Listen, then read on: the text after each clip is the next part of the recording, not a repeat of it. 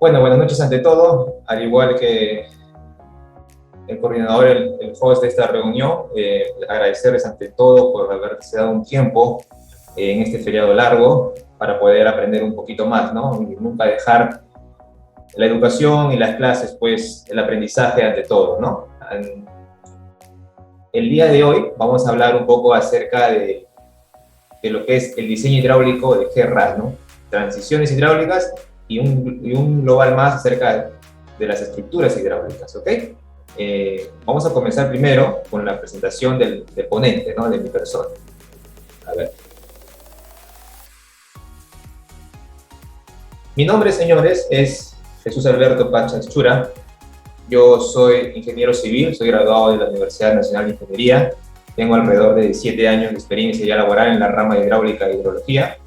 Soy especialista en el diseño de estructuras hidráulicas y también hidrología. He participado pues, en proyectos relacionados con redes de agua, sistemas de drenaje, subdrenaje, obras de protección, sistemas de irrigación, centrales hidroeléctricas y actualmente me encuentro laborando en el tema de infraestructura minera, pero siempre relacionado al manejo de agua, ¿no? Entonces, mi rubro desde que salí de la universidad pues ha sido ese camino, ¿correcto? Esa es mi parte profesional, ¿no? En cuanto a mi parte académica, también ahorita soy candidato a magíster ya en ciencias, en ingeniería civil, en la misma casa de estudio, de las facultades civiles de la Universidad Nacional de Ingeniería. También soy docente de apoyo en el Departamento de Hidráulica y Hidrología, también en las facultades civiles de la Universidad Nacional de Ingeniería. Y también a veces soy ingeniero de proyectos para la empresa WSP de Perú actualmente. Aparte soy consultor hidráulico en proyectos mineros y de gestión de recursos hídricos, ¿ok? Entonces, básicamente ese es el resumen de mi experiencia profesional y mi experiencia académica también, ¿no? En cuanto al docente. Ok, entonces vamos a dar inicio a la presentación y a la clase efectiva del día de hoy, ¿no? Hoy día vamos a hablar, es un webinar, como se ha dado mención en el anuncio, ¿no? El objetivo del webinar es una charla corta, ¿no? En la que el docente busca que los oyentes, en este caso ustedes, estamos hablando, entiendo, entre aficionados, se podría decir, ¿no? Aquellos que nos gusta la parte de la hidráulica, de hidrología, nos gustan las aguas. Entonces, en cuando estamos hablando, pues, en el mismo idioma, ¿no? Entonces, la intención como docente o como presentador en este caso es que ustedes se animen, ¿no? a llevar un curso más adelante que se pueda aperturar específicamente el diseño de estructuras hidráulicas en GERRAS, ¿no? De repente algunos lo han escuchado al GERRAS ya previamente a este curso o a este webinar, pero el día de hoy, señores, lo vamos a ver desde un punto de vista un poco distinto, que es a lo que más yo he utilizado durante mi experiencia profesional. Entonces, eso es lo que quiero un poco compartirles, ¿ok? El objetivo del webinar, como se va a resumir en 4 puntos. Lo primero es introducir al usuario, en este caso ustedes, al concepto de la modelación hidráulica, que es muy importante. El segundo punto va a ser relacionar estos conceptos básicos de la hidráulica con la modelación 2D, ¿no? A veces estamos un poquito desligados, ¿no? Lo que hemos aprendido en la universidad, lo que hemos aprendido quizás en un curso, ¿no? Pero en la parte hidráulica, la parte teórica, ¿no? Las ecuaciones que rigen el movimiento, las ecuaciones de energía, las ecuaciones de momentum, ¿no? Las fuerzas que aplican a un volumen de control, quizás, pero una cosa, nos olvidamos quizás de todo eso cuando vamos a ver la parte de modelación, ¿no? Porque nos centramos más en cómo utilizar el programa, ¿no? Cómo manejarlo, qué hacer, qué pasa si hago clic acá, qué pasa si guardo de esta manera, qué pasa si muevo esto, para qué sirve esta herramienta, ¿no? Como que nos enfocamos más en la herramienta que es el GERRAS y nos dedicamos un poquito del concepto de hidráulica, ¿no? Entonces, eso es lo que hoy día se pretende unir, ¿no? Unir ese rompecabezas que tiene mucho que ver, que no se deberían desvincular en ningún momento, ¿no? El tercer punto, pues, lograr entender los criterios de elección, ¿no? Es muy importante hoy día. Quiero por lo menos que hoy día salga, aparte de acabar este breve webinar, pero con la idea con una idea más acerca de cómo elegir el espacio y el tiempo cuando yo modelo en 2D, ¿no? Que es la pregunta que casi el 99% se hace, ¿no? Yo también me la hice cuando comencé a aprender, ¿no? Acerca de qué tan gruesa debe ser mi malla y qué tanto debe ser mi tiempo de simulación, ¿no? Mi delta de t, ¿no? Entonces, normalmente uno, cuando va aprendiendo poco a poco, es la interrogante que más se hace, ¿no? Y la que muy pocas veces se encuentra bibliografía para poder responder, ¿no? Y si se encuentra, es un poco difícil de entenderlo. Entonces, hoy día te voy a dar una idea diferente para que te vayas con esa idea y a ver qué opinas, ¿no? Y finalmente va a ser unos tips para poder aprender a modelar unas estructuras hidráulicas de forma eficiente, ¿no? Acá quiero hacer una breve mención, ¿no? Que esto es, hoy en día, pues, yo soy devoto de que ya no es como la vieja escuela, ¿no?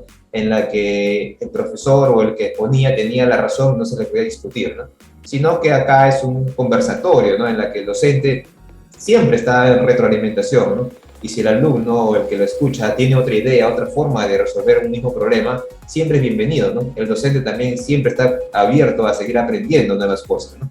Entonces, ya no es una forma vertical de las enseñanzas, ¿no? Yo soy devoto de eso, ¿no? Sino que ahora las enseñanzas se forma horizontal, ¿no? En la que es un conversatorio, más que nada en la que el docente pues transmite la experiencia que tiene al alumno y el alumno también puede transmitir su propia experiencia, ¿no? Y entre los dos retroalimentarse, ¿no? Ambos salen ganando al final de cada clase, en cada curso, ¿no?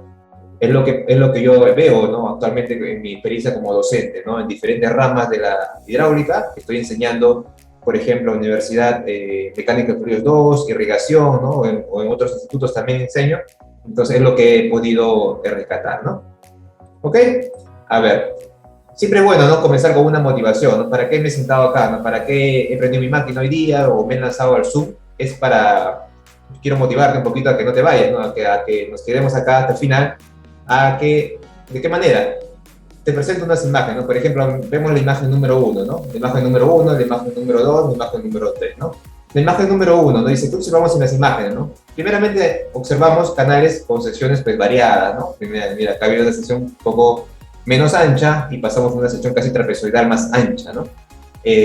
Otra cosa que podemos observar acá es que se está perdiendo la característica uniforme del flujo, ¿no? A veces, ustedes saben, ¿no? Que uno idealiza un flujo de forma uniforme para poder simplificarse la vida, ¿no? Utilizar ecuaciones que nos han enseñado en la universidad, un poco quizás la de Manning, quizás un poco un flujo laminar, quizás un flujo uniforme, que es lo que más sabemos utilizar, y también que simplifica muchísimas variables en las ecuaciones.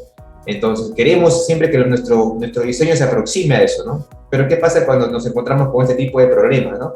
Ya el flujo netamente está muy diferente a un flujo uniforme, ¿no? Ya no podemos ni siquiera acercarlo a un flujo uniforme, ¿no? Porque ya hay muchos fenómenos de turbulencia, como se ve, como dice el punto número 3, ¿no? Se generan flujos turbulentos. También el canal pierde capacidad objetiva, en este caso, ¿no? En los 3 puntos está perdiendo objetiva. ¿A qué se refiere con la capacidad objetiva? Que está perdiendo la capacidad para la cual fue diseñado, para la cual fue puesto, ¿no? Como toda obra hidráulica, no se pone por gastar, se pone porque hay una necesidad que queremos cubrir. Por ejemplo, si que en la imagen número 3, si se ha puesto acá una alcantarilla, es porque era necesario cruzar un acceso, ¿no? Y por acá de repente atravesar una quebrada. Entonces, una alcantarilla se ha puesto porque había la necesidad de pasar el flujo por debajo de ese acceso, ¿no?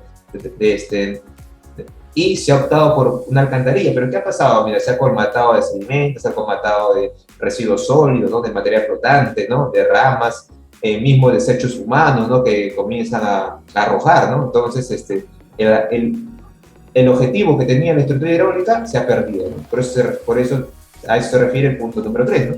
Que el canal y las estructuras hidráulicas en general pierden esta capacidad, ¿no? Y el punto número 4 es que se está promoviendo, pues, la sedimentación, ¿no? Y colmatación, ¿no? En los diferentes tipos de estructuras hidráulicas, ¿no? Ahora, por ejemplo, ¿qué observamos en estas imágenes, ¿no? La imagen número 1 y la imagen número 2. Pues observamos imágenes en las que en las estructuras hidráulicas, pues, en la imagen número 2 se está construyendo, en la imagen número 3 ya está operando, ¿no? ¿Y qué vemos ahí? Mira, vemos un flujo en la que claramente el diseñador lo ha controlado, ¿no? Claramente ha estimado que el flujo va a tener una crecida, quizás en una avenida, y le ha dado un borde libre suficiente, ¿no? Para que no ocurra desbordes, no ocurra sedimentación acumulada, no ocurra pérdidas, ¿no? Tanto económicas, hasta porque se puede inundar algunos cultivos alrededor, o hasta humanas, ¿no? Porque puede haber viviendas cerca, ¿no? Entonces, este es un buen diseño, por ejemplo, ¿no? Eso es lo que tenemos que tener en cuenta al momento de nosotros diseñar estructuras hidráulicas. Profesor, nosotros, ¿qué tanto vamos a enfrentarnos a estructuras hidráulicas en nuestra vida profesional? Pues mira, a continuación, las estructuras hidráulicas en la ingeniería civil, señores, está presente en la mayoría de obras en general, ¿no? Por ejemplo, lo vamos a ver en canales de riego, como ya hemos visto en la diapositiva anterior, lo vamos a ver, por ejemplo, en desarenadores, lo vamos a ver en obras de toma, en este caso hay una bocatoma acá de barraje mixto, en vertederos, ¿no? Este tipo Morning Glory, ¿no? De repente alguno ya lo ha visto, lo ha diseñado alguna vez, de repente no. En estructuras de alivio, ¿no? Por ejemplo, ¿no? Vemos este tipo, una descarga, ¿no? Pero está en forma de una rápida escalonada, ¿no? De tal manera de que sirve como disipador cada escalón. Y también en alcantarillas, estructuras de drenaje en general, ¿no? Como cunetas y alcantarillas de paso o de alivio en este caso, ¿no? Como podemos ver en la imagen. ¿Ok? Entonces, los conceptos hidráulicos, ¿no? Vamos a ver qué va a pasar hoy día en esta sesión, en este webinar. Vamos a dividir la charla, ¿no? En 3 puntos, ¿ya? Lo primero es, vamos a hablar un poco acerca de conceptos hidráulicos, que es algo más breve. El punto más fuerte quizás de todo esto es acerca de hablar de qué son los conceptos de modelación en tierra, hasta donde más o menos vamos a poder entallar la mayor parte del webinar, ¿ok? Y el punto número 3 es acerca de una propuesta del contenido del curso que se pretende, ¿no? Animarte a llevarlo, ¿no? Para que podamos aprender más a fondo cada punto que hoy día vamos a conversar, ¿ok? Entonces, a ver, seguimos. Antes de pasar a la siguiente diapositiva, siempre me gusta empezar con una frase, ¿no? Por ejemplo, acá en la que he escogido, entre varias que coloco, es que todo programa, señores, es una calculadora humana, ¿no? Tendrá un resultado para cualquier valor coherente o incoherente que tú ingreses, ¿ok? ¿Qué quiere decir eso? Que es una frase que escuché una vez de un profesor que me dijo en la universidad, ¿no? Y es siempre lo recuerdo cada vez que aprendo un nuevo programa, ¿no? También seguramente te ha pasado, que un programa es resultado de un desarrollador que lo que ha hecho pues es programar, valga la redundancia, en código una serie de instrucciones para que el usuario ingrese valores y el programa calcule en base a lo que lo han programado y arroje un resultado, ¿no? Entonces, en ningún momento el programa tiene inteligencia artificial o tiene un criterio para poder decir, oye, estás ingresándome un valor incorrecto, ¿no? Un valor incoherente. El programa simplemente va a leer lo que tú ingreses, va a calcular y te va a arrojar un resultado, ¿no? Independientemente si está bien o está mal. Entonces, tenemos que tener mucho cuidado. El GRAS a veces resulta ser una caja negra, ¿no? Porque muchas veces aprendemos a utilizarlo sin saber cómo está funcionando. Me ha pasado personalmente a mí también cuando lo comencé a aprender, ¿no? Aprendí a usarlo, pero no sabía qué hacía. Entonces, quizás muchos nos encontramos en ese aspecto, ¿no? Entonces, hay que tener mucho cuidado con eso, porque a saber qué es lo que hace es lo que te va a llevar a que cuando ocurra un problema, esos famosos errores dentro del GRAS, tú lo puedas solucionar porque sabes lo que está haciendo, ¿no? Entonces, sabes en qué te has equivocado o qué está haciendo el programa para que salga ese error. Entonces, eso es muy importante, señores, ¿ok? A ver, comenzamos con el punto número 1, que se acerca de aquellos conceptos hidráulicos. A ver, conceptos hidráulicos, ¿ok? Lo que vemos ahí en la pantalla, que estamos viendo acerca de unas estructuras de transporte, ¿no? Las estructuras de transporte son un tipo de estructuras hidráulicas, ¿no? ¿Qué tipo son? Son aquellas estructuras de conducción que se limitan, ¿no? Que se utilizan para transportar agua de manera segura de un lugar a otro y van a atravesar diversas topografías naturales y artificiales, ¿no? Por ejemplo, rápidamente vamos a pasar, ¿no? Por ejemplo, en la imagen 1 que estamos viendo, señores, estamos viendo un canal, ¿no? Pero este canal, tú dirás, yo lo he diseñado bien, ¿no? Pero puede estar sujeto a diferentes incertidumbres, ¿no? ¿Dónde está la incertidumbre, por ejemplo, en el canal? En el caudal, ¿no? En el caudal que la cuenca que le ha aportado de repente le va a llegar, ¿no? Entonces ahí está la incertidumbre del diseño de un canal, ¿no? Sin embargo, ¿cómo cubres esa incertidumbre? Pues con el borde libre, ¿no? Porque el borde libre justamente se diseña para eso, ¿no? Para cubrir todas aquellas incertidumbres de avenidas o de repente un mal cálculo que puede ocurrir aleatoriamente, el borde libre lo va a sostener, ¿correcto? En el punto número 2 vemos las famosas pues alcantarillas, ¿no? Su función es servir de pase de un lado a otro por medio de una carretera, ¿no? Por ejemplo, ¿no? Ahora, acá ya te cuento algo de mi experiencia propia, ¿no? Que solo los software 3D pueden dar una excelente aproximación de un comportamiento hidráulico, una alcantarilla, ¿no? De estas famosas tipos de estructuras de cruces, ¿no? Ahora, profesor, pero yo también he visto en los software 2D que lo hacen, ¿no? Sí, es cierto, los software 2D dan una buena, pero dan una buena aproximación, ya que, por ejemplo, ahora, por qué no son, dónde se limitan los software 2D? En que de repente, tú sabes que cuando pasa una alcantarilla, generalmente para que pase el flujo de una quebrada, ¿no? Entonces, normalmente esto no es agua limpia, ¿no? ¿Qué viene? Normalmente el flujo de escombros, viene con sedimentos, viene con turbulencia, etcétera, ¿no? Y eso demanda eso se logra con una simulación en 3D, ¿no? O sea, con una mejor aproximación, con una simulación en 3D. En un 2D, sí es cierto, te da una buena aproximación, pero tiene sus limitantes, ¿no? En la imagen número 3, por ejemplo, que estamos viendo, vemos una compuerta. Es un aliviadero, ¿no? Pero ¿qué pasa con este desnivel? Este desnivel, señores, es bastante importante, ¿no? Este desnivel provoca que el agua alcance valores altos de velocidad. La velocidad cuando alcanza valores altos, el agua actúa pues como si fuera una lija, ¿no? Una navaja, y comienza a carcomer todo este revestimiento del concreto. Entonces la velocidad alcanza valores demasiado altos. Y cuando el agua actúa así, ¿no? ¿Qué va a pasar? Este fenómeno, ¿no? Del agua con altísimas velocidades es generalmente representado mejor con un software 3D, ¿no? Un software 2D a veces tiene esas limitaciones.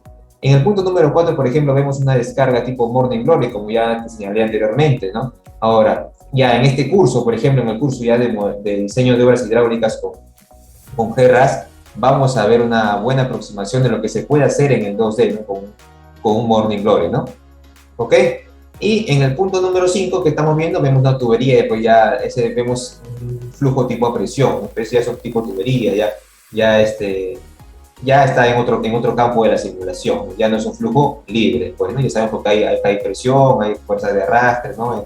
En cuanto al material de la propia tubería, ¿no? Ahora, estas son estructuras de transporte. También hay estructuras de regulación, por ejemplo, ¿no? Las compuertas, los vertederos, ¿no? Ahora, dentro de los vertederos, señores, ¿qué tenemos? Tenemos toda una gama, pues, ¿no? de ecuaciones, ¿no? Por ejemplo, de ecuaciones, y también cada uno a diferentes tipos, ¿no? Por ejemplo, tenemos de cresta ancha, tenemos vertederos de cresta delgada, vertederos triangulares, tenemos vertederos rectangulares, vertederos trapezoidales, ¿no? Tenemos un montón de ecuaciones, ¿no? De tipos de vertederos, ¿no? Ahora, todo esto se distingue, ¿por qué, señores? Todo eso se distingue por un llamado coeficiente de descarga, ¿no? Que es famoso CD, ¿no? O coeficiente de vertedero, que también está ligado al tipo, ¿no? De vertedero que estamos usando, ¿no? Pero todos esos coeficientes son generalmente utilizados, nos enseñaron a utilizarlo en la universidad, y también lo utilizamos en el 1D, ¿no? Cuando hacemos software, por ejemplo, en GRAS 1D y diseñamos un vertedero, el programa nos pide como input un coeficiente de descarga, ¿no? Un coeficiente de vertedero. ¿Pero por qué? ¿Te has preguntado alguna vez? Y es porque el coeficiente de vertedero trata como que de unir la realidad con la teoría, ¿no? O sea, es como que, por ejemplo, si en la realidad uno sabe que el caudal está ligado, o sea, funciona la longitud y la altura, ¿no? Del vertedero. Y de repente te arroja 5 metros cúbicos, ¿no? Pero o sea, si tú multiplicas la longitud por el h a la 3 medios, de repente te arroja 5.2 metros cúbicos, ¿no? Pero en la realidad tú lo mides punto por afuera y es 5, ¿no? O 5.15, 5.18, ¿no? Entonces, ahí es donde para poder enlazar un resultado teórico con un resultado práctico o real, es donde entra a tallar el coeficiente de vertedero, ¿no? Ahora te vas a dar cuenta, por ejemplo, no sé si alguna vez a uno de ustedes ya ha modelado 3D o ha modelado hasta el 2D, ya el coeficiente ya no es introducido, ¿no? En algunos casos sí, para hacer una aproximación, pero en otros casos ya no. ¿Por qué? Porque ya estos programas en 3D, por ejemplo, ya utilizan otras ecuaciones más de movimiento del fluido, de su comportamiento en sí, y ya no necesitan aproximar a una realidad, sino lo que hacen ya utilizan otra forma de discretización, ¿no? ¿Correcto? Entonces, el tercer tipo son de estructuras hidráulicas que vamos a encontrar en nuestra vida, señores, son, por ejemplo, las estructuras de protección, que seguramente ya lo conocemos, muchos de ellos, ¿no? Que son utilizadas simplemente pues, para proteger un sistema de canales, propiedades de daño que resulta de la escorrentía pluvial o del agua de drenaje, ¿no? O simplemente de un exceso de flujo dentro de un canal, ¿no? Entre ellas, por ejemplo, tenemos zanjas de coronación, tenemos las cunetas, tenemos colectores, los famosos diques impermeables y los diques permeables. Muchas veces hay confusión acerca de los diques impermeables y diques permeables, ¿no? Diques impermeables, por ejemplo, son estos, se le puede denominar un muro de contención, ¿no? Porque es un dique que no permite el paso directo del flujo, ¿no? Ni siquiera es material poroso, quizás pase por su presión, pase por flujo de infiltración, pero no es un flujo, no es un medio poroso, ¿no? En cambio, un dique permeable se le puede llamar, por ejemplo, a los aviones, ¿no? Que son muros de contención, también se le coloca para estabilización de taludes, pero la diferencia con un muro de concreto es que este muro de gavión tiene, ¿no? Una porosidad, tiene una relación de vacíos, tiene una permeabilidad, ¿no? Donde permite el paso del flujo. Si pasa un caudal por el medio de corriente directa, hay un determinado flujo que va a salir por el medio del cuerpo de los aviones, ¿no? Por lo tanto, a esto se le llama, pues, unos diques permeables, ¿no? Otro ejemplo de un dique impermeable, por ejemplo, son las famosas presas, ¿no? Que justamente se diseñan para eso, ¿no? Para que no dejen pasar el flujo a través de su cuerpo, ¿no? Porque si no, imagínate, ¿no? Toda esta masa de agua que acumula una presa, que puede ser muy pequeña, sea de 5 metros, 6 metros, que ya acumula una gran cantidad de millones de metros cúbicos, a una presa pues de 20, 30 metros que ya acumula, ya te imaginarás cuánta agua, pues, ¿no? Entonces, se generan de forma que sean impermeables, ¿no? Que es su tarea principal, ¿no? ¿Ok? Entonces, ahora, otro concepto hidráulico, señores, que siempre me gusta hablar, es acerca de la interpolación y el CFD, ¿no? ¿A qué me refiero con esto? Mira, no solo es importante saber manejar el programa, ¿no? Sino también es importante entender lo que está haciendo un programa, cómo funciona. Para entender esto debemos recordar este importante tema, pues, de lo que es la interpolación, ¿no? De repente ya lo hemos visto en matemática básica, ¿no? Por ejemplo, ¿no? Si vemos en un punto P, en un punto inicial de X sub 0 y Y sub 0, ¿no? Tenemos un punto Q, y yo te pido, ¿cuánto vale un punto intermedio, ¿no? De repente la mitad, o las 2/3 partes, o a la 1/3 parte, ¿no? Entonces tú, si tú ves una recta y ves dos puntos, ya tienes cómo se puede determinar claramente, muy sencillamente, cualquier punto dentro de esta recta, ¿correcto? Pero tú intrínsecamente lo que has hecho es simplemente utilizar estos dos puntos, el P y Q, y cómo se ha comportado cualquier punto dentro de este rango, ¿no?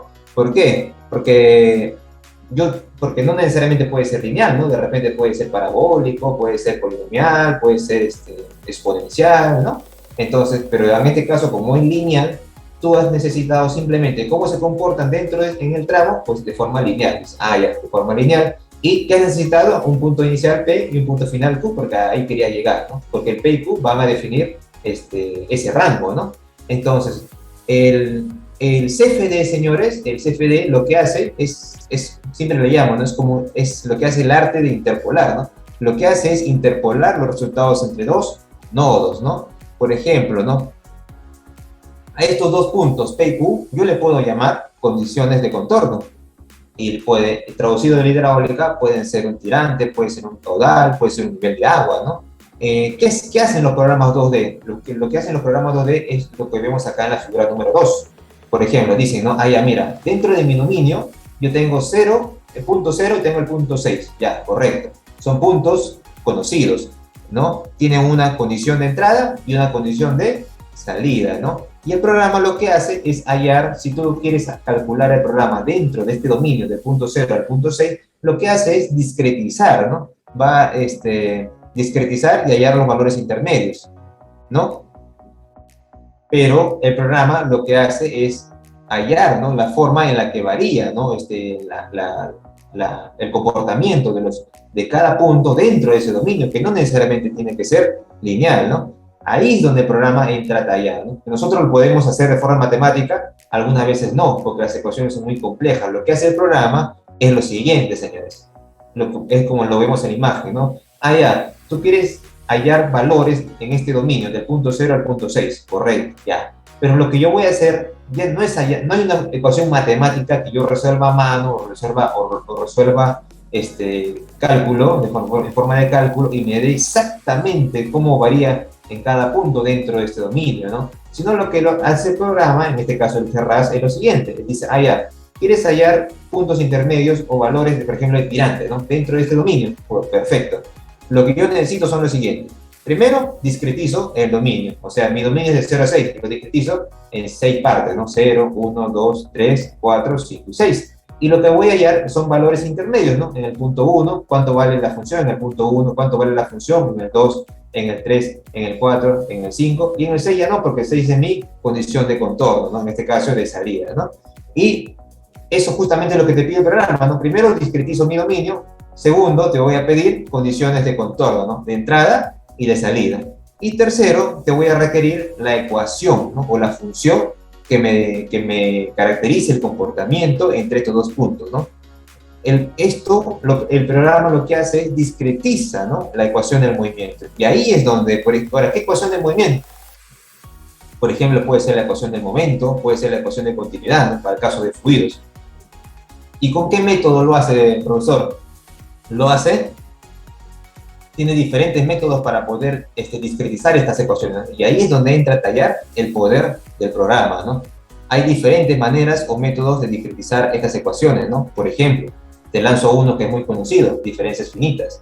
Te lanzo otro, ¿no? Elementos finitos. Y te lanzo un tercero, los volúmenes finitos, ¿no? De repente lo has llegado a escuchar ahí en la universidad, ¿no? Elementos finitos, volúmenes finitos, ¿no? Diferencias finitas, ¿no? Pero todo eso son formas de discretizar ecuaciones, ¿no? Para poder yo recién hallar, o sea, el comportamiento de la variable en ese dominio, ¿no? Entonces, resumiendo, hay que tener muy claro qué cosa es una discretización del dominio y qué es una discretización de la ecuación. ¿Ya? No quiero que te confundas. Discretizar las ecuaciones es con el método, cualquiera de los tres puede ser, ¿no? Elementos, diferencias, volúmenes infinitos, ¿no? Y discretizar el dominio, profesor, discretizar el dominio es lo que tiene que ver con el tema del mallado, ¿no? Que es justamente lo que vamos a hablar posteriormente, ¿no?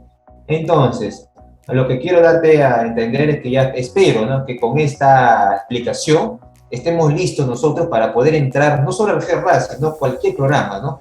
Porque tienes que tener en la mente la idea de discretizar un dominio, tienes que darle condiciones de contorno, en este caso el inicio y el final. Ya sabes que el software ha discretizado las ecuaciones que de gobierno, puede ser de repente, no es de fluido, de repente estás hablando de transferencia de calor, por ejemplo, ¿no? Igualito, ¿no? Hace el mismo procedimiento. Si tú vas a un software que hace transferencia de calor o un software que hace diseño de estructuras de fuerzas o de deformaciones, hace lo mismo. La filosofía del software es lo mismo. Pedir condiciones de contorno y pedir las ecuaciones que gobiernan, y lo que hace es discretiza el dominio y discretiza las ecuaciones, ¿no? Y empieza a hallar dentro de cada punto del dominio discretizado el resultado de estas ecuaciones discretizadas también, ¿ok? Entonces, ahora, siempre se necesita, profesor, una condición de salida. A veces yo estoy seguro que por ahí he modelado un GRAS y solamente le he dado condición de entrada, ¿no? El inicio ya, pero no una salida, dice, pues, ¿no? Cuando estamos en este caso, solamente te lo digo para que de repente por ahí te preguntan, ¿no? Entonces tú tienes que estar al tanto de todo, ¿no? Entonces, ahí estaríamos hablando, señores, de una extrapolación, ¿no? O sea, tenemos quizás un punto inicial y no un punto final. Entonces, ahí lo que está haciendo el programa ya no es interpolar, ¿no? Interpolar se refiere a hallar puntos intermedios, ¿no? Pero si no tienes un punto de salida, no tienes una condición de salida, lo que está haciendo el programa es extrapolar, ¿no? Ahora, hay situaciones donde podemos obviar la condición de salida, ¿no? Y es ahí donde entra a tallar pues, ciertas ecuaciones de comportamiento, ¿no? Como la onda cinemática, ¿no? Y solo para ciertos métodos de discretización, ¿no? Por ejemplo, para diferencias finitas. Pero para las ecuaciones que son completas y las más utilizadas, se suele siempre y es más recomendable usar ambas condiciones de contorno, ¿no? Y por lo tanto la interpolación, ¿ok? Eso de la extrapolación siempre es bueno saberlo, ¿no? ¿Por qué lo está haciendo?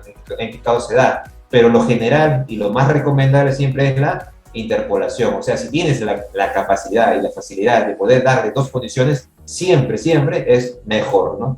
¿Para qué? Porque el programa ya sabe a dónde tiene que llegar y cómo tiene que interpolar, ¿no? Y la convergencia a un resultado va a ser más segura, ¿no? ¿Ok? Entonces, vamos a hablar ahora seguimos hablando acerca de los conceptos de modelación en GRAS, ¿no? De la malla computacional, por ejemplo, ¿no? La malla computacional, señores, se define como un conjunto de celdas, ¿no? O también llamadas celdas computacionales, ¿no? Pero está limitada por un límite. Este de acá que vamos a sacar con todo es un límite computacional, como dicen, ¿no? Y tiene y la condición de entrada y la condición de salida, ¿no? Si le hacemos un zoom, por ejemplo, a esta malla computacional, vendría a ser algo parecido a lo que está acá, ¿no? En la imagen de la derecha, ¿no? En el zoom, ¿no? Son mallas computacionales, conjunto de celdas computacionales, ¿no? Celdas, celdas, celdas, ¿no? A diferencia de un 2D, por ejemplo, ¿no? En la que por ejemplo, teníamos solamente una recta, ¿no? Que era el dominio, y teníamos que dividirlo en puntitos, puntitos, puntitos, y ese era nuestro límite, ¿no? Nuestro dominio. En este caso, nuestro dominio es bidimensional, está formado por celdas, ¿ok? A veces, cuando recién nos metemos al programa, tenemos un poco de temor, ¿no? Acerca de las celdas, ¿no? Siempre, siempre nos ha ocurrido seguramente problemas en el mallado, ¿no? Ya saben, señores, por esta idea que acabo de explicar anteriormente, que el mallado se refiere a la discretización del dominio, ¿no? Acá no tenemos nada que ver con las ecuaciones, no tenemos nada que ver con las ecuaciones de gobierno, con las ecuaciones de momento, con nada, nada. Acá estamos hablando del dominio. Es como que estamos dividiendo desde el punto 0 hasta el punto 6, que son las posiciones de contorno, estamos hallando los puntos intermedios, ¿no? Estamos discretizando solamente el dominio, ¿no? En forma espacial, ¿ok? Ahora, ¿cómo elegir, señores, esta malla computacional, ¿no? Esta es la pregunta más clásica que todo el mundo se hace cuando comienza a usar GRAD, ¿no? ¿Cuándo usar celdas, por ejemplo, computacionales grandes? ¿Y cuándo usar celdas computacionales pequeñas, ¿no? ¿Cuándo usar, por ejemplo, celdas de este tamaño, por ejemplo, como estoy señalando con el cursor, ¿no? Celdas grandes. ¿Y cuándo usar celdas pequeñitas, por ejemplo, como están acá, ¿no? Mira, y mira en el tramo del río también como están pequeñitas. ¿Cuándo usarlo, no? ¿Con qué criterio? La elección del tamaño de la celda, dice, ¿no? Se hace en función de la longitud promedio del cauce, ¿no? Que tú vas a modelar. En este caso sea un cauce. Para una estructura es lo mismo, ¿ya? O una estructura hidráulica, con la finalidad de obtener los detalles suficientes de velocidad y nivel de agua. Esto es muy importante.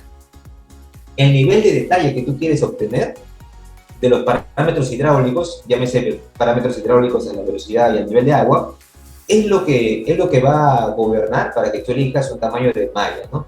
Mientras que, por ejemplo, en las llanuras de inundación o en lo que está alejado de tu centro de interés, le puedes dar, pues, tamaños de celdas más grandes, ¿no?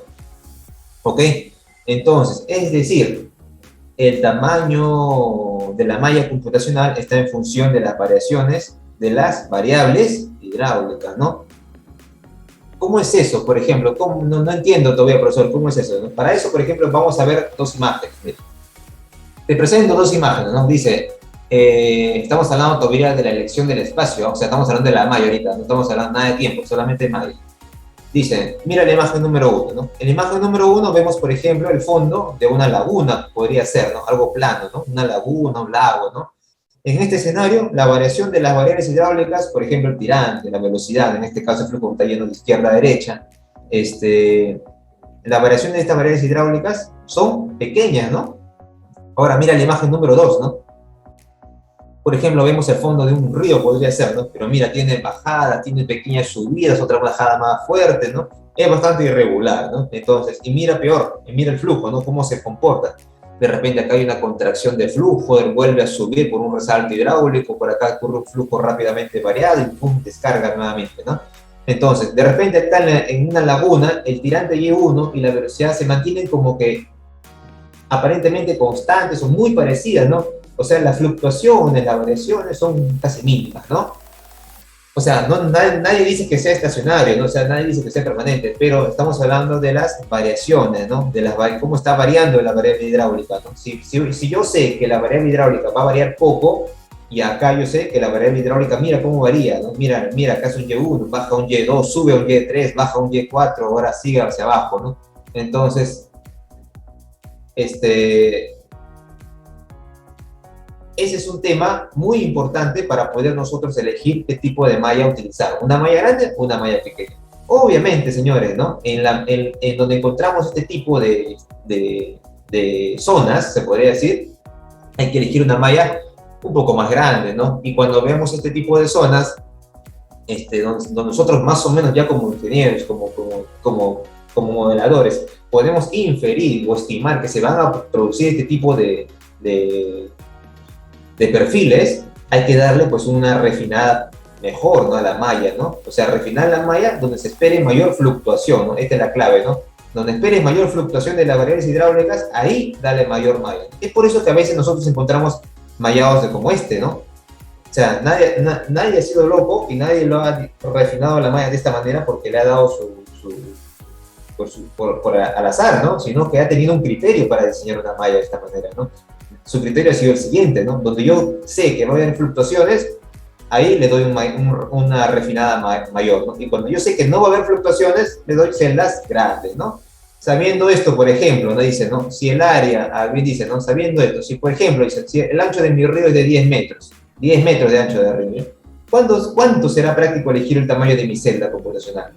¿5 metros? ¿2 metros? ¿1 metro? ¿No? Entonces, ¿cómo lo decido, no?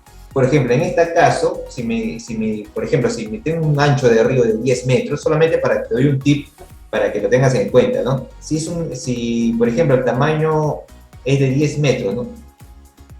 Una mala práctica, por ejemplo, sería elegir 5 metros de mi ancho de malla, ¿no? O sea, de mis celditas que sean de 5 por 5. ¿Por qué?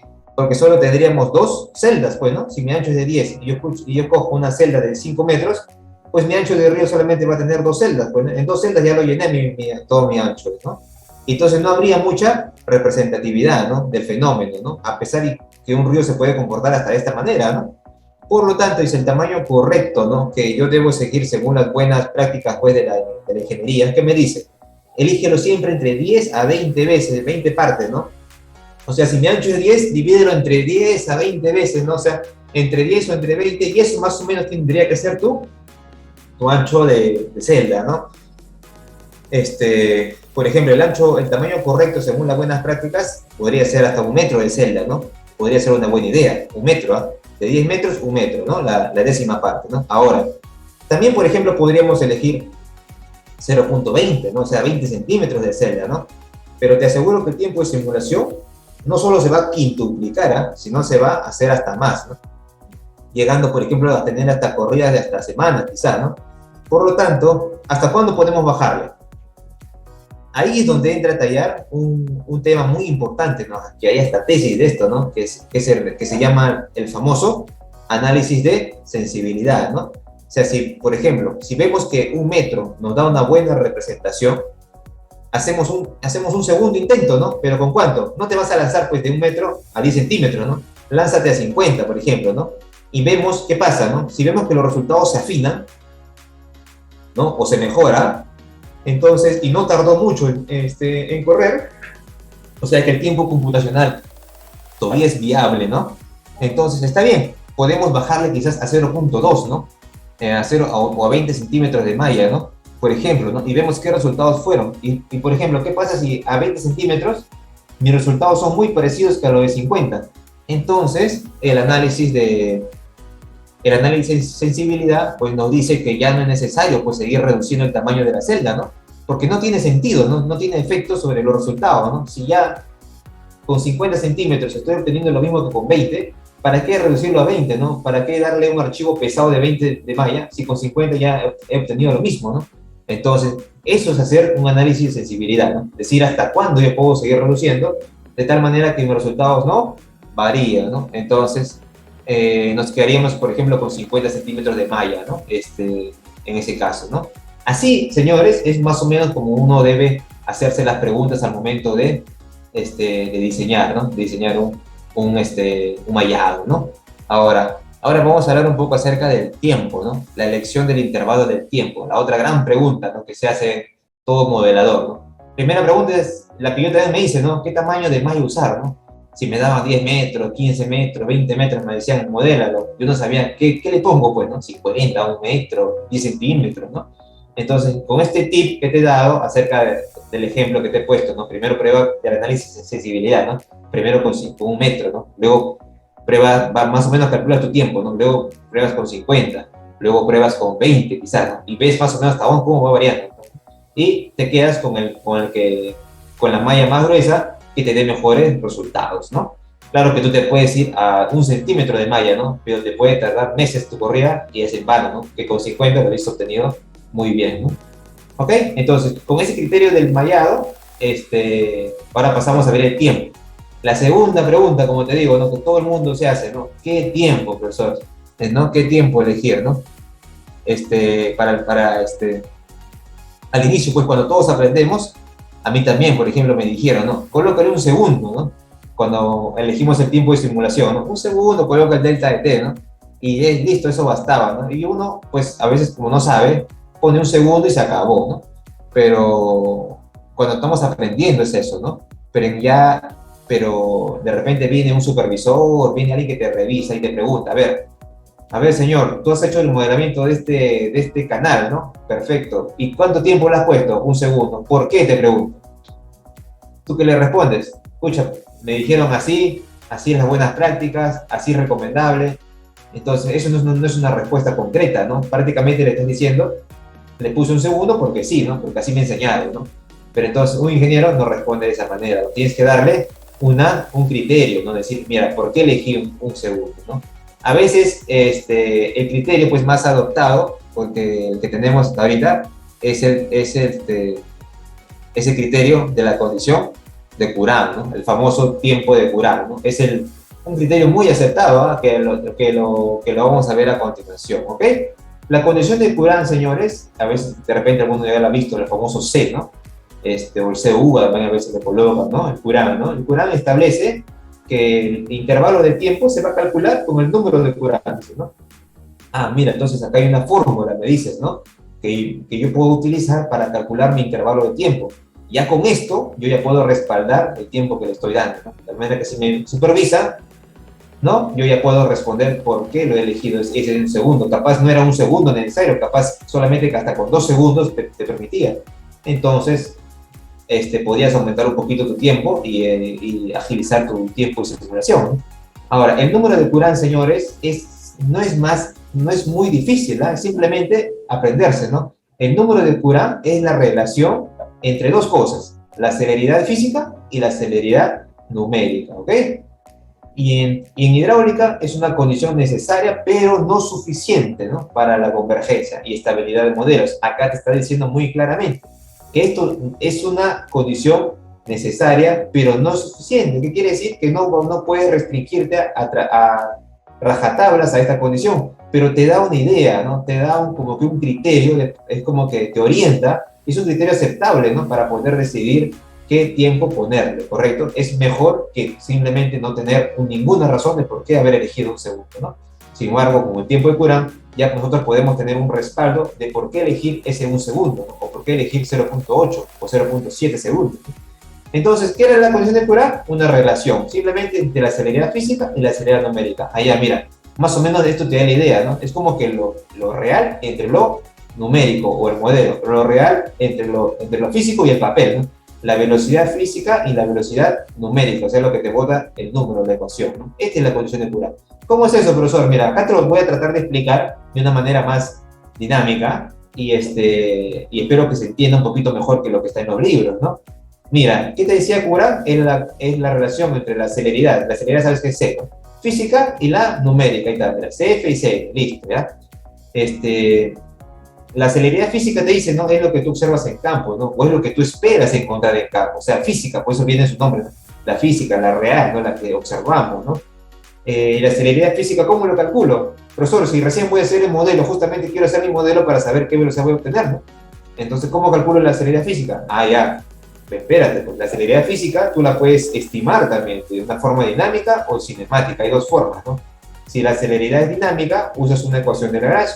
Y si la celeridad es cinemática, usamos ecuación de continuidad. Mira, acá te lanzo las formulitas, ¿no? Claro que hay un mayor desarrollo ya en la clase donde se trata sobre estos temas de las ecuaciones, se da un mayor sustento de estas dos ecuaciones, ¿no? ¿Cuándo usar cada una? Hay un trucazo, ¿no? Hay una experiencia que te dice cuándo usar la celeridad dinámica y cuándo usar la celeridad cinemática, ¿no? Que tiene mucho que ver con las formas de los hidrogramas, ¿no? Cuando el hidrograma es muy atenuado, un hidrograma es un pico muy alto, ¿no?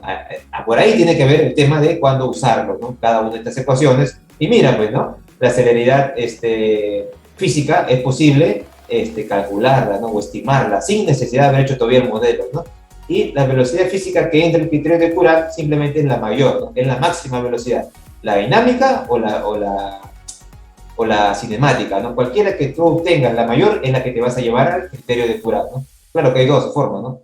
Tú lo obtienes la mayor y esa la colocas acá, ¿no? Ahora, profesor, pero a veces no necesariamente todo el fluido es regular, ¿no? Por ejemplo, cuando tú diseñas una boca toma, sabes que al pasar el vertedero, la SUT, el vertedero Krieger, ¿no? Sabes que al pie del vertedero Krieger vas a encontrar velocidades altas, ¿no? Entonces, de repente, esa velocidad alta, si le ganas, señores, a cualquiera de estas dos velocidades, esa velocidad es la que tienes que colocarla acá, ¿ya? Es algo muy importante que quizás no lo encuentras en ningún libro, quizás no lo encuentras en ningún manual, pero ¿quién te lo dice? La experiencia, ¿no? Es lo que yo transmito a través de lo que se ha podido obtener de la experiencia, ¿no? Que acá la velocidad física tienes que colocar entre dos, en sí vendría a ser entre tres, ¿no? Esta velocidad, o sea, la comparación entre tres velocidades, ¿no? La comparación de la velocidad dinámica, la comparación de la celeridad cinemática y la comparación de una velocidad máxima en un punto particular, ¿no? Por ejemplo, una caída rápida, una bajada, una rápida por ahí, un vertedero, una caída que provoque una velocidad máxima, esa velocidad entonces yo la puedo calcular y la puedo colocar acá, en la fórmula de Courant, ¿no? Profesor, pero si todavía no conozco nada, ¿no? O sea, no, pero la puedes estimar, ¿no? Hasta con la ecuación muy famosa, por ejemplo, velocidad igual a p cuadrada de 2g por h de repente, ¿no? Que es la velocidad, es la fórmula más simple, ¿no? Que la podemos utilizar para estimar, ¿no? Nadie te pide que la calcules exacta, pero sí estímalo, por lo menos, para que puedas colocar acá una velocidad de física, ¿no? Profesor, ¿y la velocidad numérica cómo la calculo? Ah, ya. La velocidad numérica no es más que nada, es la división entre el espacio y el tiempo, ¿no? Sabes que velocidad es igual a espacio sobre tiempo, ¿no? Por cinemática, ¿no? Entonces, la velocidad, como te dije acá, la velocidad física que vas a colocar, la velocidad máxima que encuentres, ¿no? O que calcules, que estimes, ¿no? Y la velocidad, la celeridad numérica es la relación, pues, entre el espacio y el tiempo, ¿no? Cuando tú buscas que esto sea máximo, maximizarlo, entonces en el denominador tienes que minimizarlo, pues, ¿no? Por lo tanto colocas el delta de x mínimo, ya sabes que el delta de x es el ancho de la celda, ¿no? Ya hablamos del ancho de la celda en la anterior diapositiva, ¿no? Cómo elegir un ancho de x, correcto, ¿no? Entonces, el delta de x mínimo que tú tengas, por ejemplo, de 0.8 metros o de 1 metro, acá lo colocas, y el delta de t es lo que vamos a calcular justamente, ¿no? Mira, ya tenemos C, ya tenemos velocidad máxima, delta de t, delta de x, que es la celda, entonces simplemente el delta de t despejalo, pues, ¿no? Y se convierte en esta famosísima ecuación, ¿no? Que seguramente la has visto en el manual de Ferrat, ¿no? Que dice que el delta de t debe ser menor o igual que el coeficiente de Courant por el delta de x o el ancho de la celda mínimo entre la velocidad máxima, ¿no? Ahora, un tip, ¿no? Por ejemplo, ¿no? ¿Qué te dice acá? Mira, la velocidad numérica debe superar a la velocidad física, ¿no? Es un tip que te doy, ¿no? O sea, cuando tú calcules, tú puedes estimar la velocidad, por ejemplo, que te va a salir, no sé, pues en un canal, en una boca toma, lo que tú vas a diseñar, ¿no? Nosotros hacemos el modelo para respaldar, ¿no?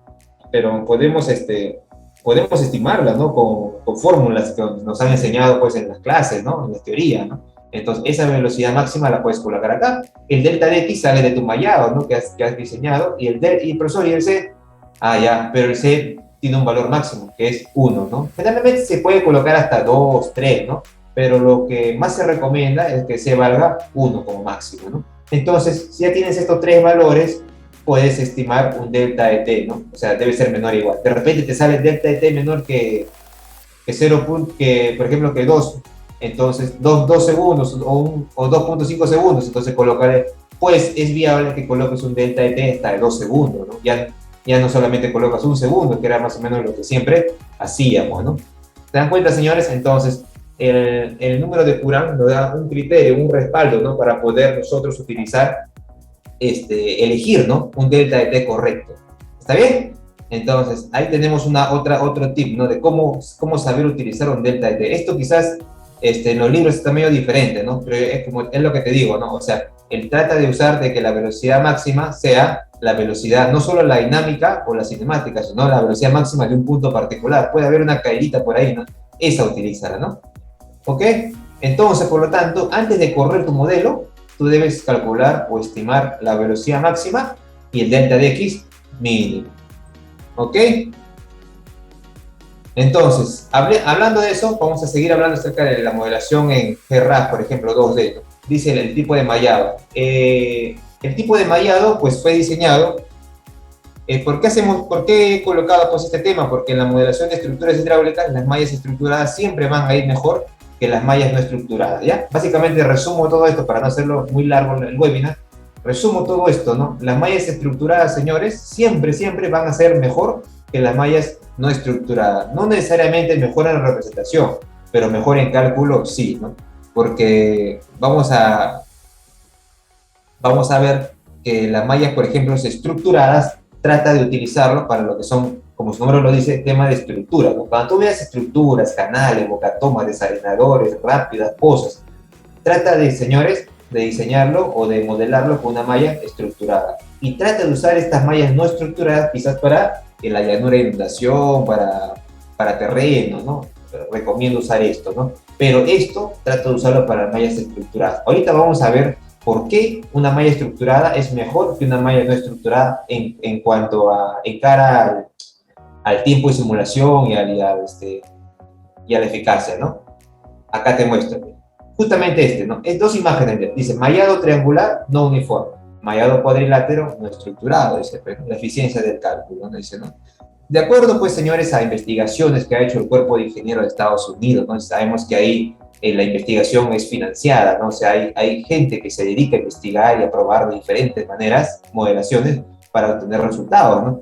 Entonces, ellos han analizado que el mallado, pues, triangular, no uniforme, como en este caso, como vemos en la imagen, demora más el cálculo, ¿no? En cambio, un mallado cuadrilátero, como vemos aquí, ¿no? Un mallado cuadrilátero estructurado, ¿no?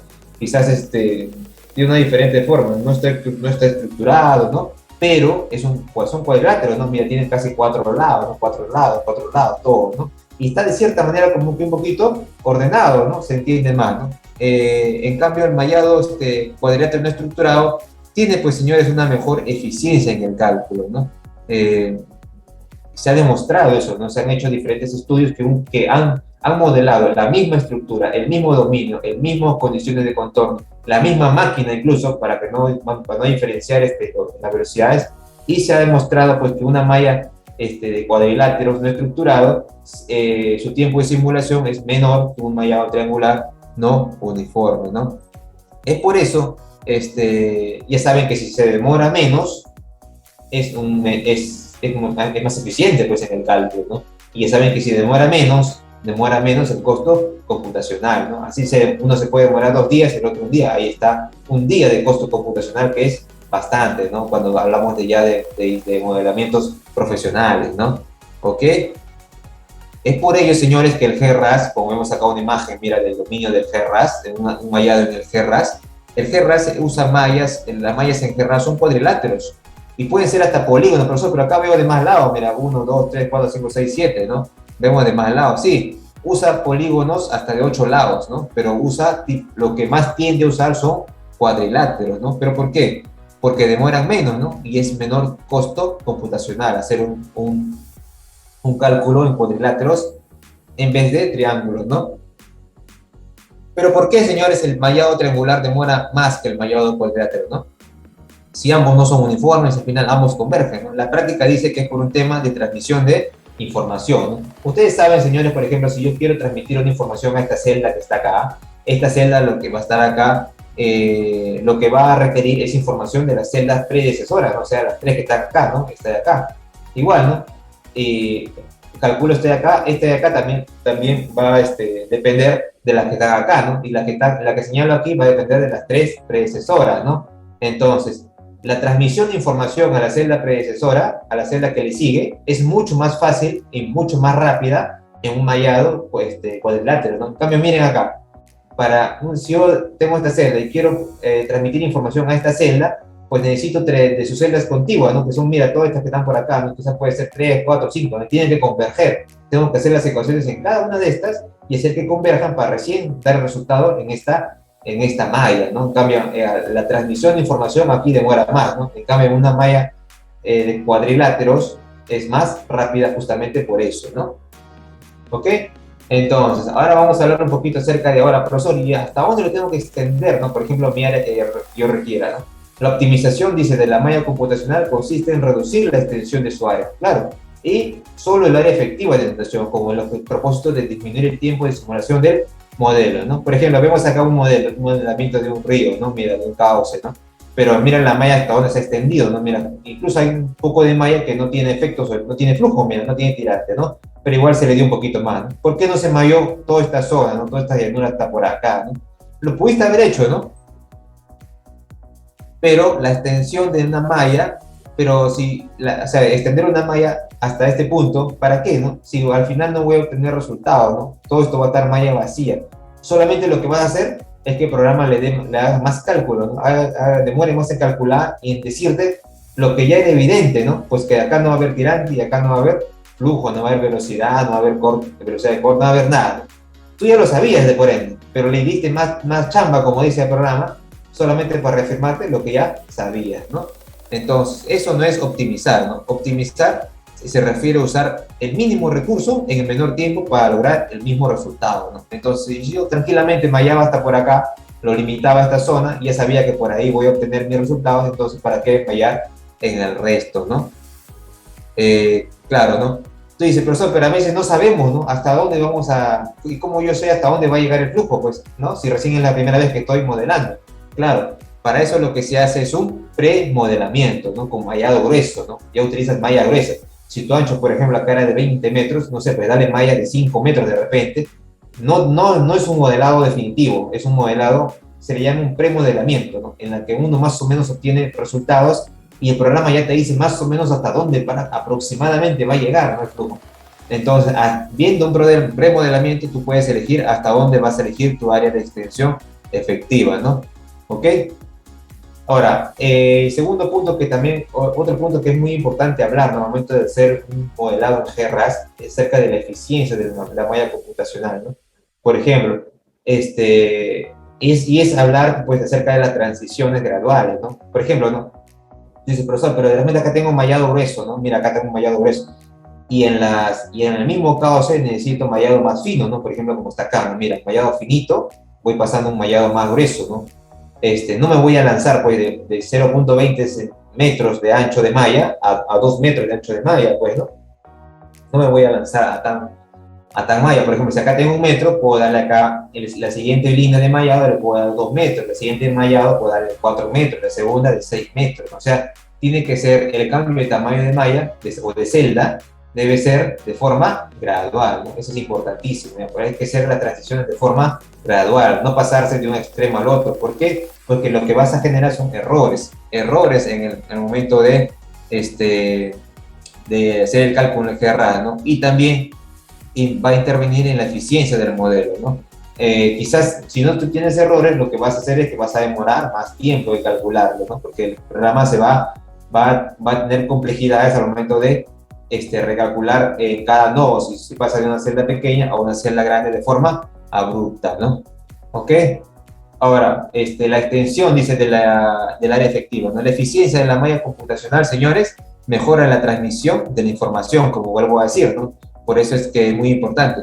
De la información hidráulica, ¿no? Estamos hablando de un nivel de agua, una velocidad, ¿no? De una celda a otra en el modelo numérico, dando como resultado un aumento en la convergencia, ¿no?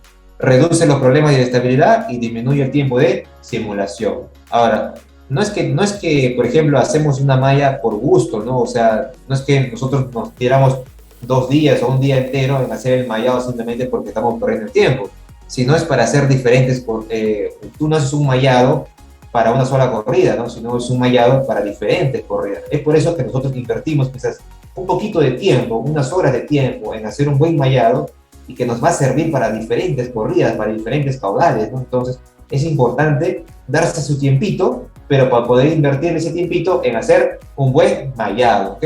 Ahora, la eficiencia de un mallado va a involucrar los siguientes aspectos. Por ejemplo, ¿qué te dice acá? Alinear bien las celdas, ¿no? Segundo, suavizado de curva. Tercero, intercepción de líneas de ruptura. Cuarto, una intercepción, un traslape de la línea de ruptura.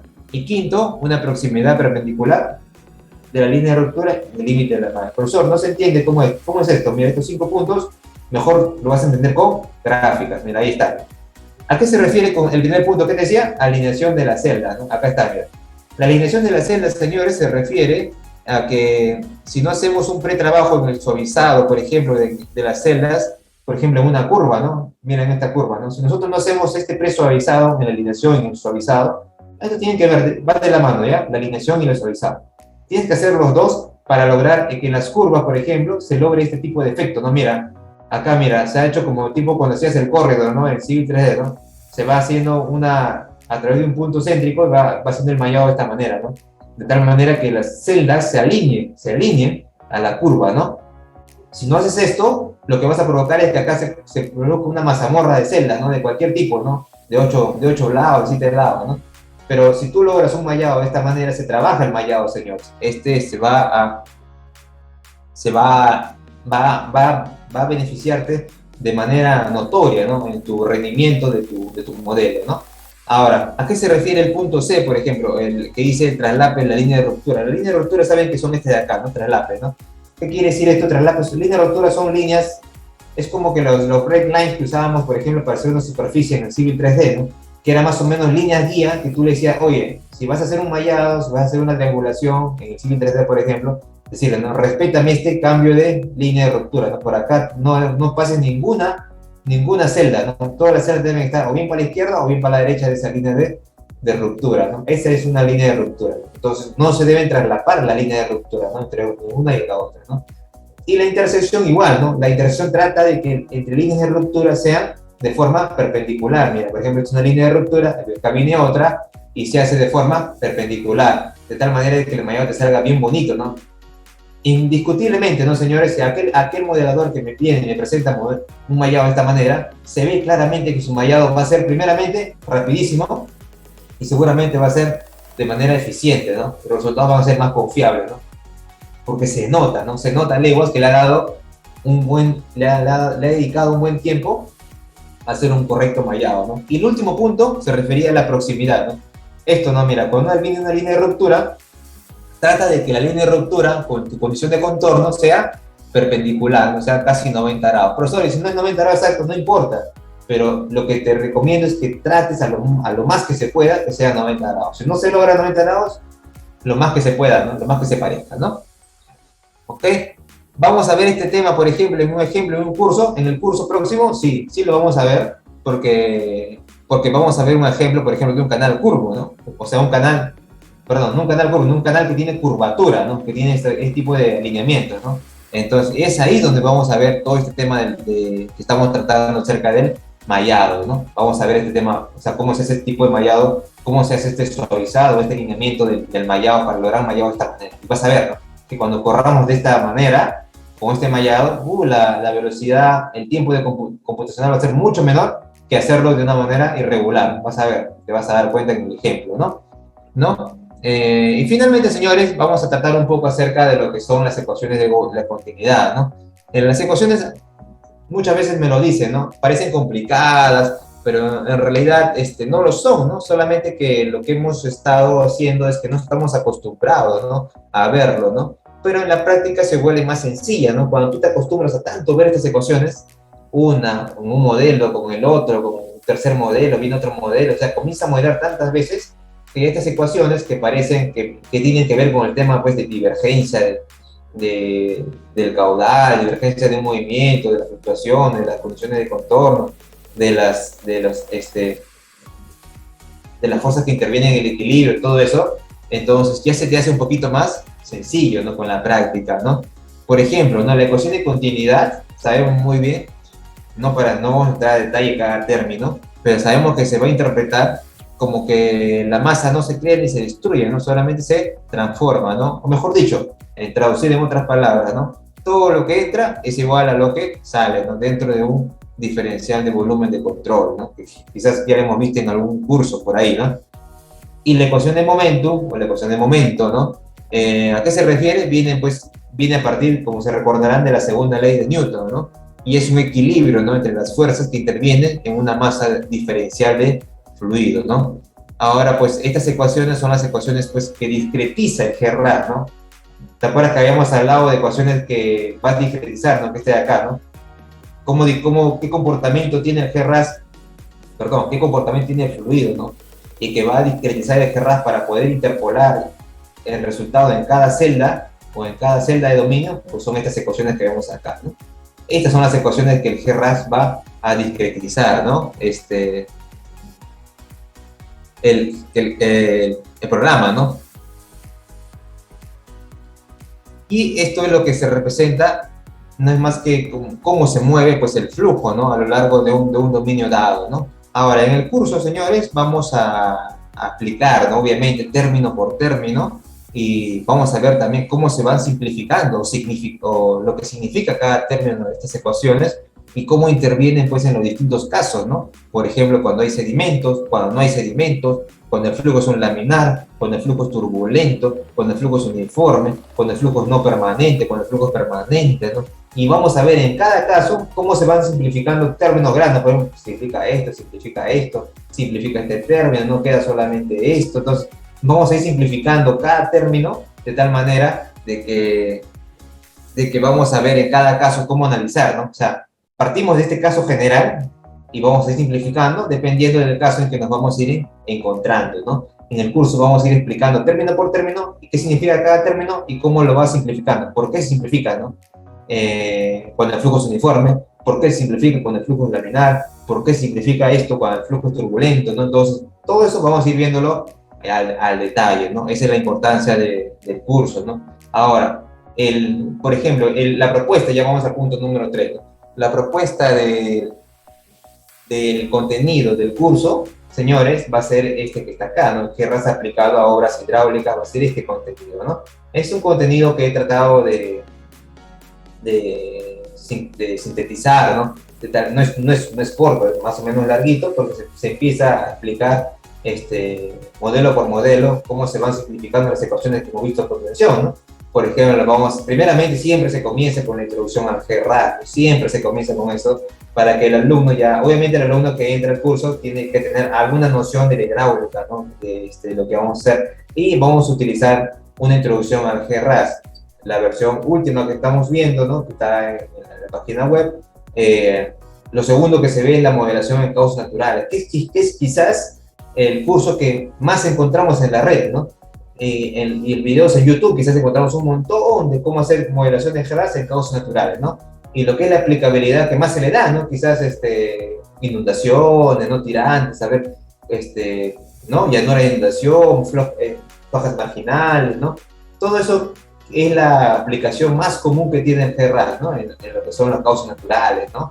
Pero este curso que estamos proponiendo es un curso ya distinto, ¿no? O sea, ya no causas naturales. Sí lo vamos a ver causas naturales, pero solamente como un ítem, ¿no?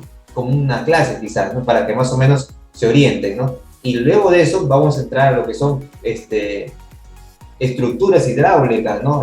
Aplicando el mallado, aplicando las ecuaciones, aplicando el tiempo de Curán, aplicando toda la convergencia para poder obtener por ejemplo, vamos a ver un modelo de canal recto, ¿no? Un modelo de canal curvo, pero no solamente que sea recto y que sea curvo, ¿no? Sino también que tenga este tipo de transiciones, ¿no? De una sección gruesa a una sección más angosta. Vamos a ver también un modelo de tipo, acá está, ¿no? El punto número 3 son transiciones, ¿no? Sabemos, por ejemplo, que las transiciones no solamente son vista en planta, sea ancha o sea angosta, ¿no? También puede ser en grada, ¿no? En forma de perfil, ¿no? Puede haber una grada, puede haber una caída, ¿no? También puede haber una transición en curva, ¿no? Entonces, todo ese tema lo podemos ver acá, ¿no? El lado de transiciones, ¿no? Luego también vamos a ver estructuras un poquito más complejas, ¿no? Por ejemplo, lo que son las rápidas y las pozas de disipación, lo que son el modelado de las bocatomas. Por ejemplo, en lo que son rápidas y pozas de disipación vamos a ver el tema de flujos no permanentes, ¿no? Y también flujos también que vienen rápidamente variados. Sabemos que existe una contracción, ¿no? Mientras más se aleja del punto de inicio de una rápida, ¿no? Y lo que viene abajo de una rápida generalmente es una poza de disipación, ¿no? Entonces vamos a ver un modelado de pozas de disipación en el GERRAS. De repente por ahí se están preguntando, ¿no? Pero de repente tú dirás, ¿no? Pero ya en una poza de disipación, profesor, entra flujo turbulento, entra ¿no? Ya flujos tridimensionales, ¿no? Claro, pero lo que se pretende acá es hacer una estimación, ¿no? De los resultados a partir de 2D, ¿no? Claro, tú dirás, profesor, pero un flujo, si yo estoy trabajando y me están pidiendo un modelado de una poza de disipación, mejor lo hago en el 3D, ¿no? está bien, ¿no? El 3D te va a hacer una representación quizás más aproximada a lo real, ¿no? Pero ¿cuánto te va a demorar hacer un modelado 3D, ¿no? Y cuánto te va a costar también hacer un modelado 3D, ¿no? Entonces, ya se vuelve un poco inviable hacer un modelado 3D y de repente no, en un trabajo, en un proyecto, no tienes una sola cosa, de repente tienes 4, 5, 10 cosas, ¿no? Entonces, a ver, modela esos 10 cosas en 2 días o en 3 días, en un fin de semana, que es lo que más o menos se requiere cuando se hacen proyectos de ingeniería, se requiere siempre para ayer, ¿no? Siempre se requiere tiempo de producción rápida, ¿no? Entonces, cuando ya se vuelve un poco inviable por el tiempo y por el costo, lo que te va a costar hacer un modelado en 3D, entonces ahí puedes optar por un modelado en 2D, ¿no? En este caso, por ejemplo, acá estamos modelando, como podemos ver en la imagen, un canal arriba, ¿no? Un canal recto modelado en 2D, ¿no? También podemos hacer modelados, utilizar el Civil 3D, ¿no? Para hacer estructuras hidráulicas de una forma más rápida. Esto pasarlo a un tipo D o un tipo TIFF y poder exportarlo al GRAS y para hacer tipo la malla computacional del Civil 3D, ¿no? También podemos modelar bocatomas, ¿no? Como podemos ver en la tercera imagen, ¿no? Bocatomas a partir de su llanura, de sus muros de enlace, ¿no? Su cauce natural. Por eso es que anteriormente vemos cauces naturales, ¿no? O sea, vamos a ver dos formas, ¿no? El cauce natural y el cauce con. El mismo cauce natural que vemos acá en la clase número 2, lo vemos en el cauce acá con bocatoma, ¿no? Y vamos a ver cómo lo impacta, ¿no? Y tercero, ya para terminar el curso que se pretende lanzar, es una introducción como último capítulo al estudio de sedimentos con GRAD-2D, ¿no? Donde podemos ver más o menos cuáles son las ecuaciones, vamos a hacer un poco de teoría acá acerca del transporte de sedimentos y la aplicabilidad del GRAD-2D a este campo, ¿no? Y bueno, eso es todo, señores, lo que tenemos por ahora en el webinar. Esperemos que le haya sido un poco de su agrado, esperemos que hayan estado atentos, más o menos se ha querido dar una introducción, ¿no? a lo que se va, o sea, todo lo que hemos visto ahorita lo vamos a repetir, ¿no? De una manera más extensa, porque ahí vamos a tener como 3 horas de clase en lo que es la introducción al GRAD, ¿no? En esta clase vamos a ver más sobre el tipo de mallado, otras cositas, otros tips también, ¿no? Que acá no se han dicho, ¿no? Otros tips ya, manera de proyecto, la manera de lo que ya se ha uno obtenido modelando tantas veces, se va a dar más tips, ¿no? Más consejos, ¿no? De las buenas prácticas que se tiene, para hacer un correcto mallado, para hacer un correcto, elegir un buen tiempo, ¿no? Elegir, ¿no? De repente algunos errores frecuentes, que también es un capítulo que se ve bastante también, lo que se hace con el GRAD, ¿no? Vamos a ver pantallazos, ¿no? De los errores frecuentes que salen cuando tú procesas, ¿no? Cuando sales del procesamiento, utilizas, te salen las famosas, las líneas rojas, ¿no? Que son de los errores. Esos, los famosos, y hay errores típicos, ¿no? Que siempre salen y siempre ya sabemos cómo resolverlos, ¿no? Errores, cuando es un error, hasta, por ejemplo, de poner el tiempo, de poner la fecha, ¿no? De repente solamente tema de formato, tu error. Entonces ya es un error típico, ¿no? Que ya se puede resolver rápidamente, ¿no? Entonces esas cositas, por ejemplo, ya lo vamos a ver en la primera clase del curso, ¿no? Que es la introducción al GRAD, ¿no? Debemos introducción al GRAD y errores típicos, ¿no? Ok, acá se ha querido dar un breve resumen rápidamente porque el tiempo no es tan extenso, ¿no? Para un webinar, pero como le dije al inicio, lo que se pretende es hacer una invitación, ¿no? Una animación al estudiante y una presentación de lo que se va a ver en un curso más extenso de modelado de estructuras en GRAS 2D, ¿no? ¿Ok? A ver, vemos algunos chats, por favor.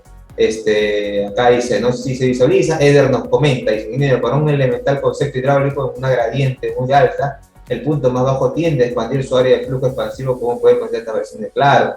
Eso, por ejemplo, lo vamos a ver en el tema de una rápida, ¿no? Vamos a ver cómo un cauce sin estructura, cómo funciona y cómo lo controlamos con una estructura tipo rápida y su disipación abajo, ¿no? Acá Daniel nos pregunta, ¿no? ¿Habrá otro curso modelado pero en 3D? También posteriormente lo hacen en 3D, pero queremos comenzar con este curso que es un 2D y también queremos ver el público, ¿no? Estamos apuntando, ¿no? Si vemos acogida, vemos que hay bastante interés en este tema, entonces podremos lanzar posteriormente ya un 3D. Yo normalmente manejo más el que es el Flow 3D, ¿no? De todos los flujos, de todos los software que se conocen, mi experiencia más va en Flow 3D, ¿no? Así que si hay un campo para Flow 3D, pues se puede realizar un curso, ¿no? Tengo experiencia en el Flow 3D y un poco también en el ANSYS, ¿no? Pero más el Flow 3D, ¿no? Que es mi campo, más donde estoy haciendo mi tesis de maestría. Entonces, por eso es que lo manejo un poquito más que el OpenFOAM, de repente que han visto, o de repente por ahí han escuchado el ANSYS Fluent también, ¿no? Que también hace simulación en 3D. Pero bueno, ya como vuelvo a repetir, ¿no? Yo más hago Flow 3D. Ok, a ver, entonces pasamos si tienen alguna pregunta, si no ya por finalizar la sesión, pero siempre es bueno escuchar los comentarios, las preguntas, las dudas, ¿no? De repente que tengan los presentes. Pueden escribirlo si gustan, si no quieren prender su micro, ¿no? Por acá Jonathan Yavar nos pregunta, ¿no? Abordará el tema de sifones. Podemos hacer sí, podemos introducir un poco el tema de sifones, ¿no? La verdad que es la primera vez que lo pide, pero sí, podemos darle un espacio al tema de sifones y los sifones también invertidos, ¿no? Que también se utilizan bastante, ¿no? De hidráulica. Buen aporte, Jonathan. Buena idea también, ¿verdad? Muy buena idea. Poco tocado ese tema, ¿no? Pero se puede abordar, ¿no? Así es, Eder. El tema en sí, señores, es bastante amplio, ¿no? Por eso hasta se puede dividir en un curso parte 1 y parte 2, ¿no? Pero bueno, la idea, como le vuelvo a decir, se pretende, ¿no? Que haya un grupito, ¿no? Que comencemos con este tema de estructuras hidráulicas, que diferencie, ¿no? Los otros cursos que son más de inundación, más de flujo de causas naturales, ¿no? Y llevarlo al tema de aplicabilidad, ¿no? Que muchas veces lo que nosotros hacemos, ¿no? Como ingenieros diseñamos estructuras, pero lo diseñamos en forma de cálculo, ¿no? Hasta ahorita estamos quizás más ligados al tema de hojas de Excel, ¿no? De esa manera estamos diseñando de la manera antigua, ¿no? Pero muchas veces hacer una simulación en GRAS, puedes hacerlo en cuestión de un día, quizás un fin de semana, ¿no? Y con eso garantizar que tu diseño hidráulico pues, sea más eficiente, ¿no? Y estés más seguro de lo que estás arrojando, ¿no? Nunca está de más respaldar tu cálculo con una modelación en 2D, quizás algo no muy caro, el costo computacional es más barato y también puede ser y muy aproximado también, entonces está ahí, ¿no? No es muy simple, no es un 1D, pero tampoco no es un 3D, es un intermedio, cumple la 3D, ¿no? Se ve bonito por los resultados que te arroja, es barato porque el costo computacional no es tan alto, y es bueno, ¿no? Porque está sustentado con ecuaciones que tú bien lo puedes colocar en tu memoria, ¿no? Descriptiva, en tu memoria de cálculo, como tu respaldo a los cálculos que estás presentando, ¿no? Y no va a haber revisor pues que no se asombre con los resultados que tú puedes arrojar, ¿no? Tus cálculos en Excel, pero tus cálculos respaldados con un modelo 3D que te dice, mira, mi tirante va a llegar hasta tal punto, ¿no? Mi velocidad va a ser tanto, ¿no? Está respaldado con un modelo 2D, listo, ¿no? Bueno, señores, entonces, si no hay más preguntas, no hay más comentarios, damos por finalizada la sesión. Agradecerles nuevamente a todos, porque veo que hay como 27, 30 conectados, se quedaron hasta el final. Gracias a todos por haber estado presentes, gracias también a CEI Perú por haberme dado la oportunidad de presentarme ante ustedes y poder darles esta pequeña webinar, ¿no? Se van a estar publicando las fechas y los horarios ya próximos. Vamos a ver qué tanto están ahí interesados en el tema. Si es que lo hay, pues entonces vamos a hacer ya un próximo. No va a ser tan lejano porque ya tenemos un grupito por ahí que está preguntando bastante, ¿no? Entonces va a ser ya se va a colocar ahí las fechas y los horarios, ya va a depender de la empresa CEI Perú, ¿no? Listo. Muchísimas gracias a todos ustedes. Mira, están desde Bolivia acá presentes. Gracias por ahí, gracias a todos los interesados que se quedaron, gracias por haberme escuchado. Sin más, me despido, su servidor Jesús Pachas, y ya será hasta la próxima y hasta un nuevo curso si es que se vuelve acá a presentar. ¿Ya? Muchísimas gracias, vamos a dar por finalizar la sesión. Gracias a todos, hasta muy buenas noches y sigan por favor continuando con su feriado y con su reflexión por Semana Santa, ¿no? Muchísimas gracias. Gracias a todos. Cuídense. Muy buenas noches.